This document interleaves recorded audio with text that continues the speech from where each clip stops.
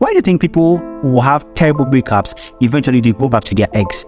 Or there's a small chance, like if somebody's getting married tomorrow, tonight, they go to their ex and go for one last shagging.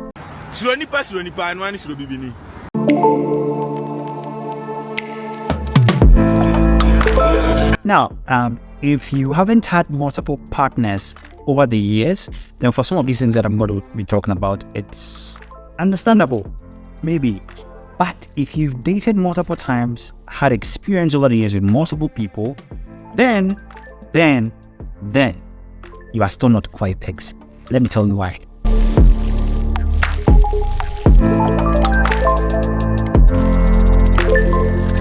If you're always making references to your ex, then there's a high chance that you are still not over them.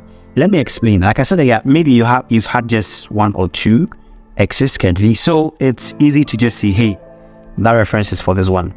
This girl was the one that is, and you can bring it into your current relationship and then talk about it. But if you've dated over the years, you've had multiple experiences, multiple people, and there's this particular person that you're always making reference to, and if it was my ex, she'll do that. If it was my ex, she'll do that. And it's almost always that particular person. Then there's a high chance that you're not over them. Why? Because you've allowed yourself. Yes, love is beautiful. The memories and everything is going to be imprinted for a very long time. But if you say you are over or it's over, you've had a breakup and we are done. I mean, we are done. So go your way, let me go my way. We don't have to be enemies, but we don't have the same level of access as before. Then it should be easy to say, hey, enough of thinking about this person, enough of this, enough. But if you're almost always saying that if it was my ex and probably this is what my ex did, then a whole lot. I mean, come on. If you're doing that, what is your objective for your current person? Or shine or jealous. I mean, some of these things, let's jump and do better as young kids. Let's do better with that. The second thing has to do with checking their social media pages. Yes, I understand sometimes when people break it off, what you do is to block one another on social media. In a way, it's understandable because if it's over, it's over. I don't need to see you and the rekindle memories, especially when it ended on rocks. It's very natural like that, and it's valid. Yes, people need their peace of mind and their space. So if you claim you are over with a person, why is it that whenever you get the chance to open Instagram, you search their profiles and you keep on scrolling and sometimes you accidentally like an image and then you quickly unlike it? Why? If it's over, please move on. Move on to the next person. Why?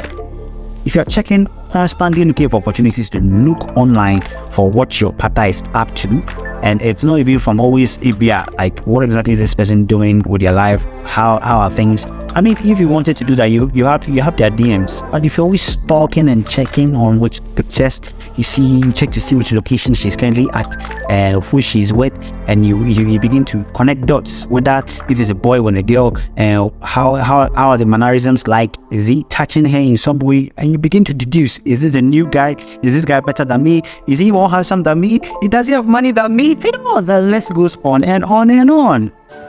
Then you fear the woman, you sustain. Come on, young kids, let's do better. Sometimes too, when you break up, I think it's okay to give whatever gifts that were given within the space. Some things have the way of tickling your memories. Now, why do you think sometimes people get to visit their ex? Probably they claim they're going to pick up their stuff and eventually they are caught up in a web of bedsheets and duvets. But I don't understand what I'm trying to drive at, because you see, if you've ever loved somebody, no matter what happened, there is going to be at least some level of a percentage of love left for that person. Nobody can deny that. We don't even control these things. It's our emotions that do the control. Why do you think people who have terrible breakups eventually they go back to their ex?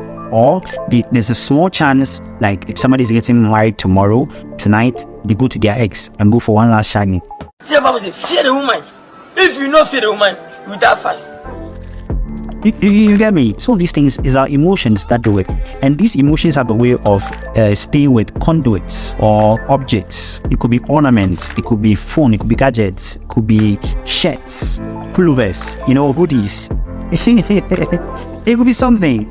We laugh about these things, but these are very, very practical. It could be something. And so whenever you see that thing, it reminds you of this person, and then you begin to rethink things and then imagine if things could be the same again.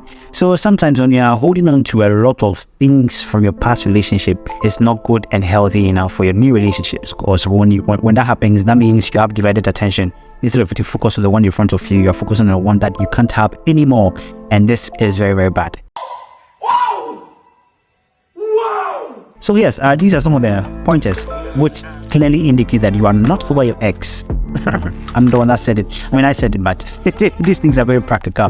But basically, that's it for this episode. I'm going to run away. I'm going to look for my ex and then see if I can jump back. And so I'm going to catch you in the next one. Until then, wait, before that, please do to subscribe. I beg you. All right, bye. Hey, Abigail. Mato Papa, that was it.